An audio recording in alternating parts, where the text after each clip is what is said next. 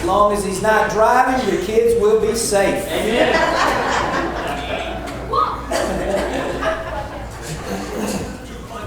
Right on.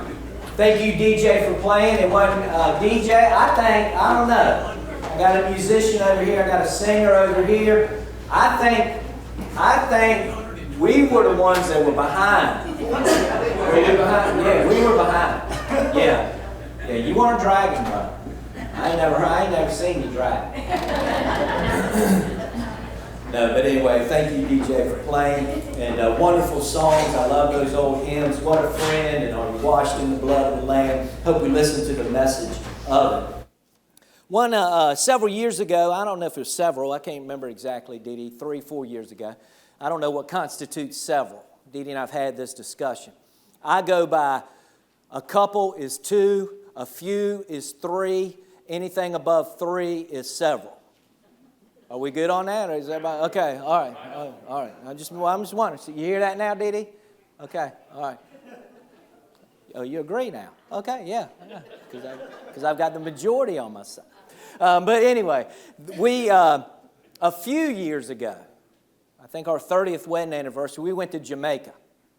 While we flew to Jamaica, and I preface this story with saying that I can't say this now, because officially I have.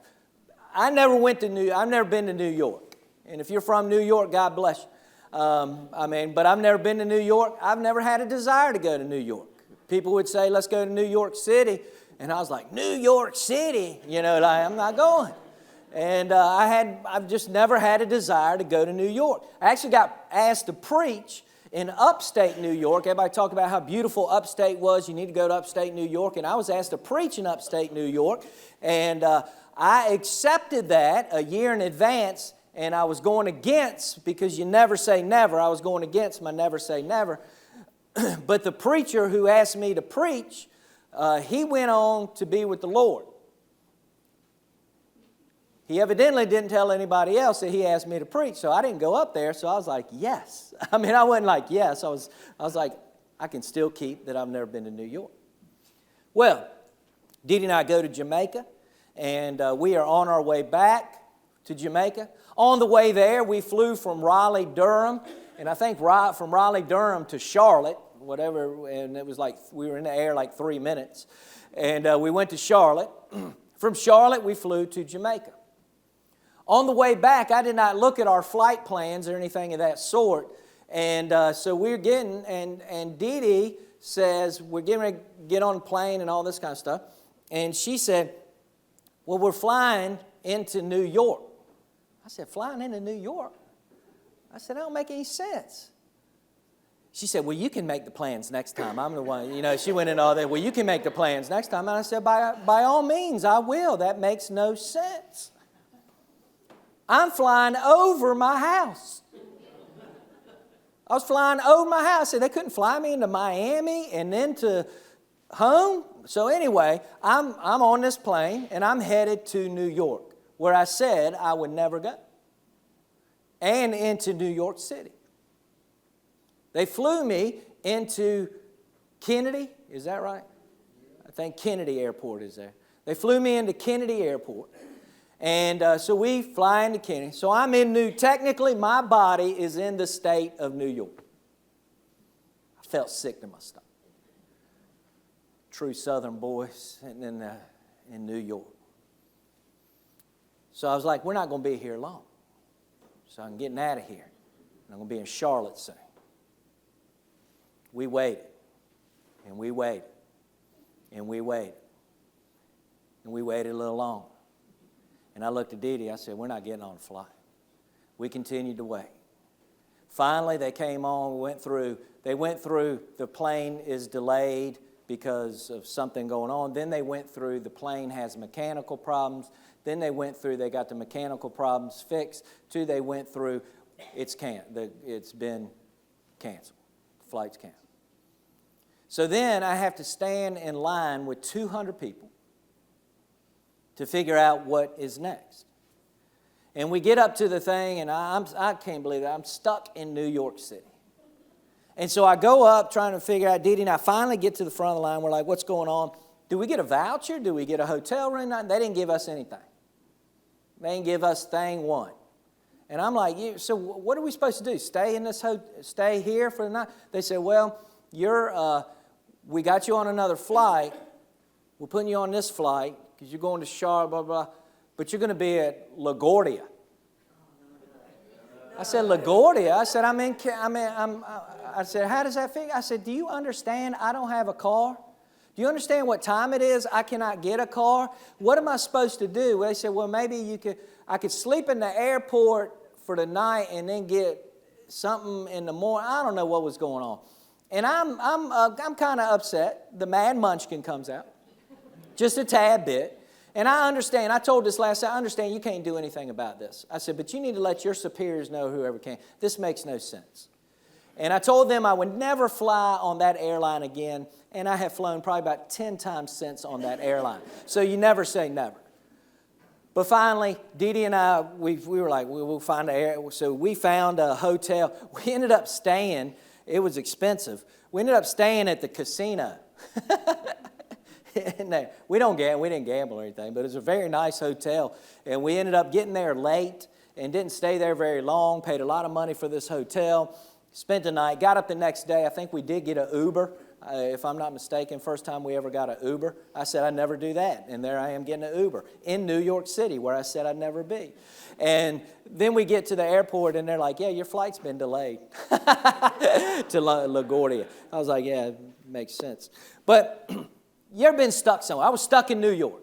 I did not want to be there. I was stuck there. Have you ever been somewhere you didn't want to be? Maybe it's in traffic. I think all of us can agree with that, can't you? You've been stuck in traffic. You didn't want to be stuck in traffic. Or maybe it's a family reunion. Maybe you've been to a family reunion. You kind of had to show up. And everybody still remembers your nickname. And everybody's calling you Boo-Boo. But the Apostle Paul, now imagine the Apostle Paul. Remember, we're going through Philippians. We're talking about mindset matters. And last week we talked about the mindset of gratitude and being joyful in spite of our circumstances. And now imagine for yourself the Apostle Paul, he is here. He's stuck in prison. He's a prisoner. Now some believe that he was on at home prison this time, but he had guards around him all the time. He is a prisoner. Not for doing something wrong, but he has been preaching the gospel of Jesus Christ. And as a result of preaching the gospel of Jesus Christ, the Apostle Paul is thrown into prison. But instead of wallowing in his self-pity, Paul sees purpose. Did you hear that? Instead of wallowing in it and complain, because Paul had a reason to complain, if anybody did. I'm preaching the gospel. I've dedicated my life to this, and now I'm in prison. I'm a prisoner of the Roman Empire. But instead of wallowing in self-pity, Paul sees purpose. And instead of saying, why me? He says, what now, Lord? What now? What's going to take place now? What's going to happen? And so this passage that we're going to look at, Philippians chapter 1, verses 12 through 26, teaches us you can't control your circumstances, but you can control your mindset. And a gospel-centered mindset sees opportunity in adversity.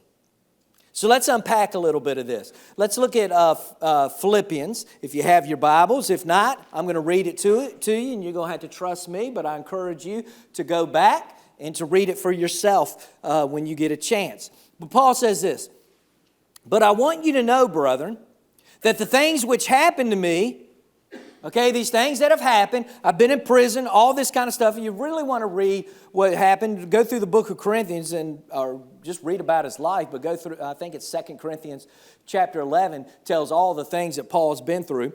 But he says, all the things which happened to me have actually turned out for the furtherance of the gospel, so that it has become evident to the whole palace guard and to all the rest that my chains are in Christ. You see here, the Apostle Paul says, you know what's going on? He said, the gospel is advancing in what people see as my setback, as what people see as a problem, and that what people would do, wallow in it. Paul says, I'm not wallowing in it. Look at the good that's coming out of it. The gospel of Jesus Christ is being advanced. Paul was in prison. And this idea of advanced, it's a military term. And it's the idea of him forging a path through obstacles. He says the whole palace guard. The whole palace guard and all the others heard about Christ. And what his boldness did was it inspired courage in other believers. And that's what we need to do. We need to inspire courage in other believers by our boldness in Christ. I love the story about the young girl who went off to college. She was a believer. She was a young girl, went off to college. And she went to a secular university. And at this secular university, the story's told that while she was there, she was told that she had to go to this one seminar that was held in an auditorium. And there were over 1,000 students that were at this seminar for that day. And the speaker who got up was not a believer. And the speaker got up and he for some reason, he saw fit to put down Christians. And he continued and continued and continued just to bash every chance he got to bash Christianity and to bash those who believed in God and believed in Jesus. This young girl who was shy, not one who was very outspoken, she knew that something needed to be done. She didn't want to be in there. But she knew she had to be in there to get the grade. But she sat there. And then the man went on another rant about Christianity. And this young girl grasped her seat. And with her all the boldness that she could muster after a prayer, she stood up and she began to sing. Stand up for Jesus, ye soldiers of the cross. And the man said, what is that, young lady? And she continued to sing, stand up for Jesus. And he said, look at her. He said, let's give her a hand. Let's give her a hand. You've done what you're supposed to do. Go ahead, sit down. Now listen and you might learn something. But she refused to sit down. And she continued to sing, stand up for Jesus. And before you knew it, one by one, people around her began to stand up. And before that speaker knew it, the majority of the auditorium stood up, and in one voice they were singing, stand up for Jesus, ye soldiers of the cross. Lift high His royal banner. It must not suffer loss. And that speaker left the stage because one girl said, hey, this is an opportunity to take a stand for Jesus. This is an opportunity to advance the gospel. And because of her boldness, it inspired courage in the others that were around her. And that's what the Apostle Paul here. Because of his boldness, it sparked courage in the church at Philippi. And so sometimes when God puts us through hard things or life gets tough, just because it's hard doesn't mean it's not God's plan. Your limitations might be God's launching pad. Might be sickness. Might be a job loss. Might be difficult, just some kind of difficult season that you are in. But what if we look at them as they're not barriers, but they're bridges? Man, Paul looked at everything as an opportunity to share what Jesus Christ had done for him. Could you imagine, man, as guards go home at night? And Paul was probably chained to a guard. Guard goes home at night. Phew, honey, I'm with this guy. You know, she goes, oh, you still with Paul? Yeah. He preached through lunch again. I'm starting to believe. Sometimes the people stuck with you are the very ones God wants to reach through you. Gospel-centered mindset is that we're always looking for opportunities to advance the gospel of Jesus Christ. Then we learn, let's look at verses 15 through 18. Some indeed preach Christ even from envy and strife, and some also from goodwill. The former preach Christ from selfish ambition, not sincerely, supposing to add affliction to my chains, but the latter out of love, knowing that I'm appointed for the defense of the gospel. He says, what then? Only that in every way, whether in pretense or in truth, Christ is preached. And in this I rejoice. Yes, and you will rejoice. You hear what Paul's saying here? This gospel-centered mindset is this right here. The gospel isn't about you. Did you hear that? The gospel, Paul's saying the gospel isn't about you or you or you. It's not about me. The gospel is about Christ and promoting Jesus Christ. Yes, does it benefit you? Does it benefit me? Yes, but the gospel is about Christ. See, others were preaching and they were trying to exploit Paul's absence. And they were motivated by envy and they were motivated by their own self-ambition, but Paul doesn't take it personally. Paul could have said, oh man, these people, and started talking about that. Paul doesn't take it personally. He focuses on the message. He said, well, what were they preaching? Oh, they're preaching Jesus? He focused on the message, not the messengers. And so he says, what then? What then?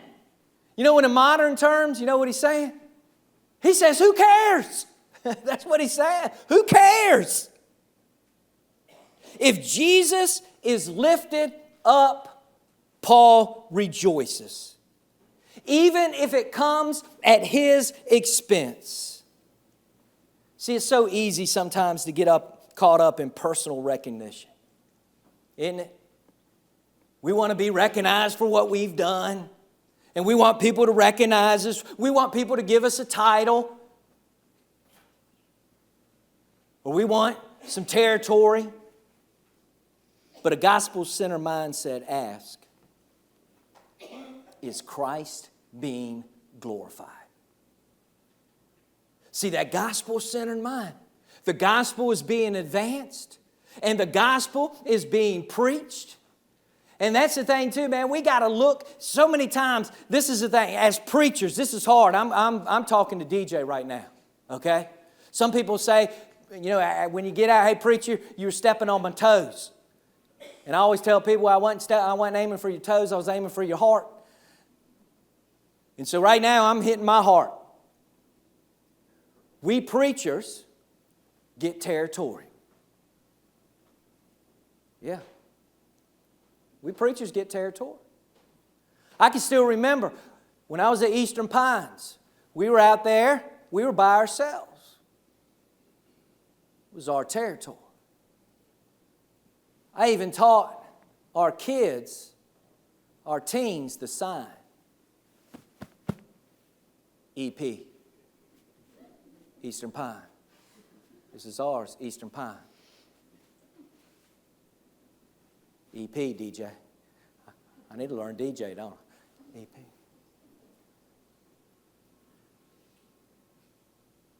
Then, Unity bought land near us, right around the corner. I said, what are they coming in here for? They don't want none of us.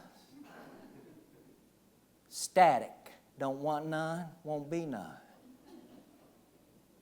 So they bought land. I kept an eye on it. What are they going to do with that land?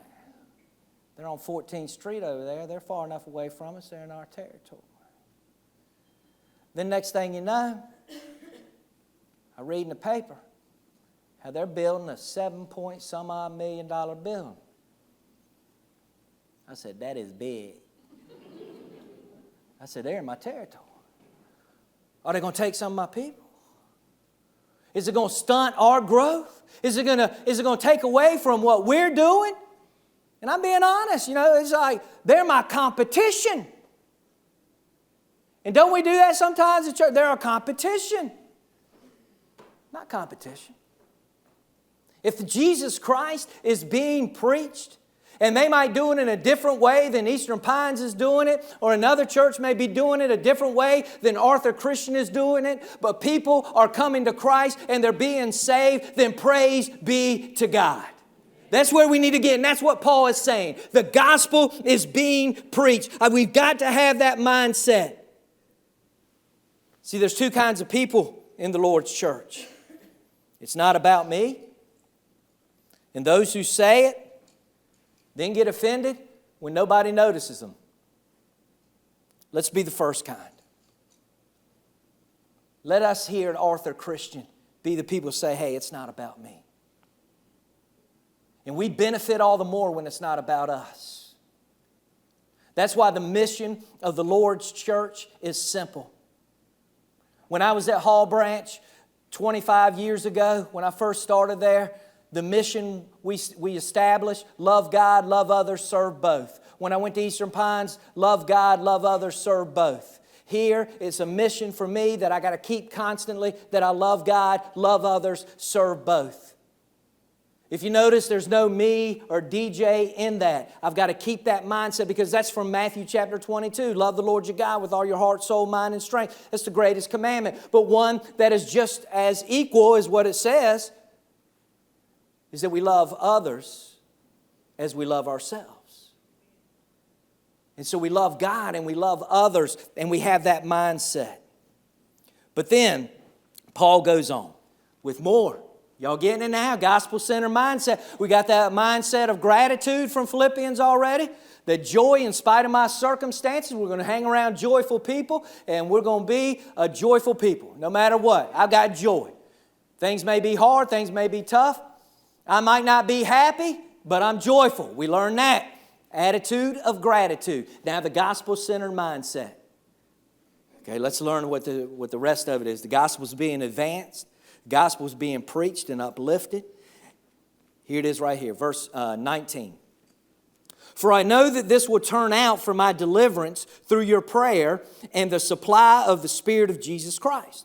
According to my earnest expectation and hope that in nothing I shall be ashamed, but with all boldness as always, so now also Christ will be magnified in my body, whether by life or by death. For me to live is Christ, and to die is gain. But if I live on in the flesh, this will mean fruit from my labor, yet what shall I choose, I cannot tell. For I'm hard-pressed between the two, having a desire to depart and to be with Christ, which is far better. Nevertheless, to remain in the flesh is more needful for you.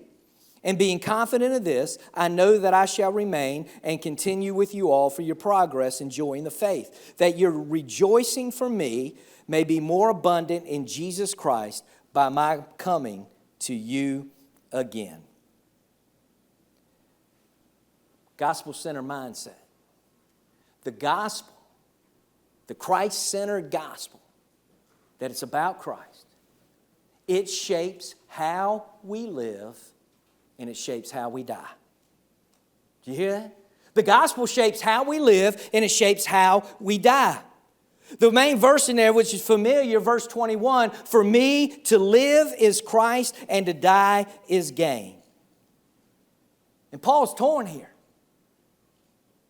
I can stay and help the church, or I can die and be with Christ. To live is Christ. To live is Christ. His whole life was defined by serving Christ. And that's what our life needs to be defined as. We need to be, remember several years, I think I used this song already, but DC Talk. Y'all remember DC? Didn't I talk about them before? DC Talk? Decent Christian Talk is what DC, I think, stood for. But DC Talk, I went and saw them back in the day. You know what back in the day is? Back when I had dark hair. That's back in the day. And I had hair. Thick hair. Looked like I used to have that thick hair. I'll show you my high school picture sometime. Thick hair. Looked like a loaf of bread was up in it. Not thick hair. But I used to like DC Talk. One of the first times I saw him at Liberty University. Some of the ones that are in DC Talk, y'all heard of Toby Mac, haven't you? Yeah, Toby Mac was in DC Talk. But DC Talk, I went and saw him at Liberty University where they came out of. Were you with us, Dee Dee, with that one? I think so, Liberty University. And I'll never forget, they're up there, and they would sing and they would rap. They would do kind of it was a rock and roll style and rap. I know all y'all like rap music and listen to it on a regular basis. But anyway, they would do some of that stuff. And they mentioned, Toby Mac said, we want to thank Jerry Falwell, is what they said. We want to thank Jerry Falwell. Jerry Falwell doesn't like our music. He said he doesn't really like it. He doesn't care for it. But he's always supported us because of the message that we proclaim. And he's here today. And everybody's standing up, dancing and all this stuff. And they had some music playing. They're like, let's give it up for Jerry Falwell. And they shine the floodlight on it. Jerry Falwell's sitting out there in a three-piece suit like this. It was awesome. But anyway, but they had a song, Jesus Freak. Remember that? What will people say when they hear that I'm a Jesus freak? What will they do when they find out it's true? Oh, da, da, da, da. Okay, anyway. But what will people do when they hear that I'm a Jesus freak? Paul was a Jesus freak. The Apostle Paul was.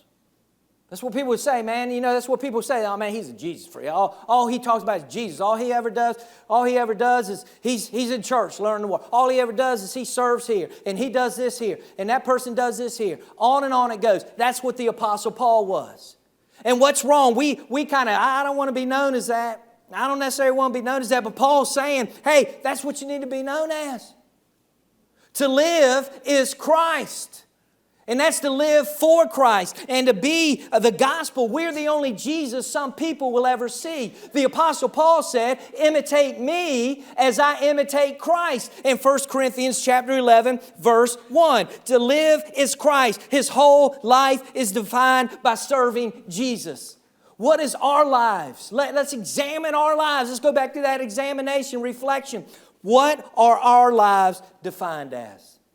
What do people see as the most important thing in our lives? What do we talk about the most? I'll never forget.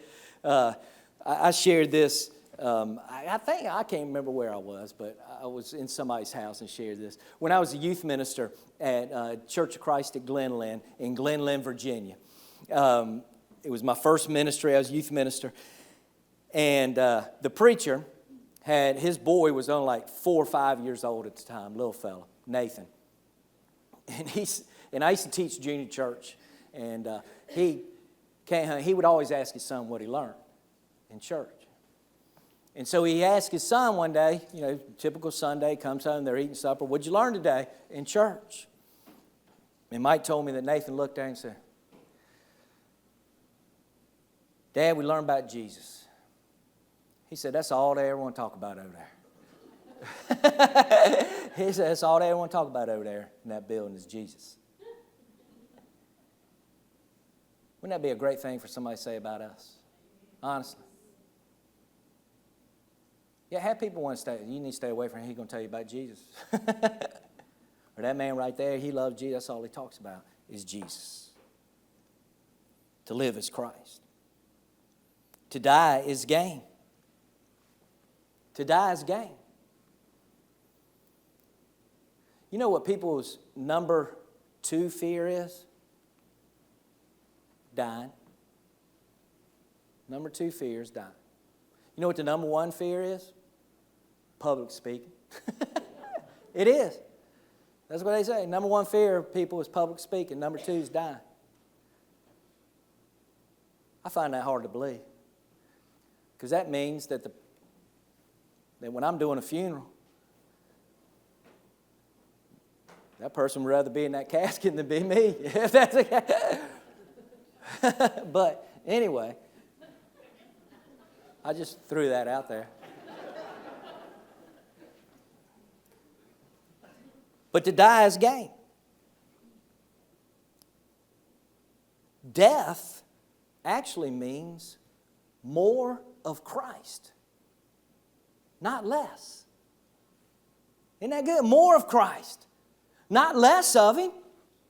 And so we as Christians, we look forward to the time that we are going to be in the presence of Christ. That's why Paul said, I find myself here. I'm kind of in this dilemma. Because to live is Christ, and I know that I can benefit and continue serving Him, continue serving the church. But if I die, I get to be with Christ, and I'm going to have more and more of Christ and be in His actual presence. Paul sees no loss in either outcome. Why is that? Because Christ is his life. The question is Christ our life? Do we have that gospel-centered mindset? If Christ is your life, everything else is a bonus. We often live like to live is comfort, to die is terrifying. But let's flip the script. To live is ministry and service, and to die is promotion. Paul had that win-win coupon attitude, didn't he? That win-win coupon. Heads I win, tails I win. Either I stay and I serve, or I leave and I feast at the marriage supper. Paul had a winning coupon.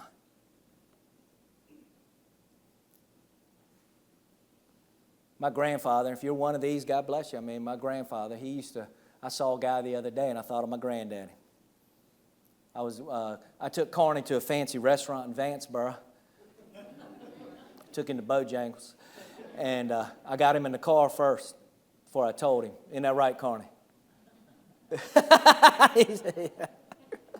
I know Carney, he never says Bojangles. I've mentioned it a couple times and he always names another restaurant. So I knew Carney wasn't a big Bojangles guy. So I was going to meet some other preachers and I said, Carney, come on meet these preachers with me. So I picked up Carney, got him in the car. He said, now where are we going? I said, Vanceboro, Carney. He said, where are we eating? I said, let me get a couple more miles down the road, Carney, I'll tell you. Bojangles. But I saw a man in Bojangles. He had suspenders on with a belt. My grandfather, he would see that, and my granddaddy would say, right there, he said, be careful with that man, he's a pessimist.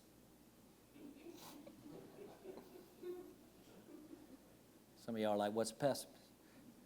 Pessimist. You got a bad outlook on life. He was worried about them britches coming down. So he doubled up. Put the belt and the suspenders on. It's a pessimist. Paul wasn't a pessimist. Paul had the most unshakable optimism. And it wasn't rooted in good vibes.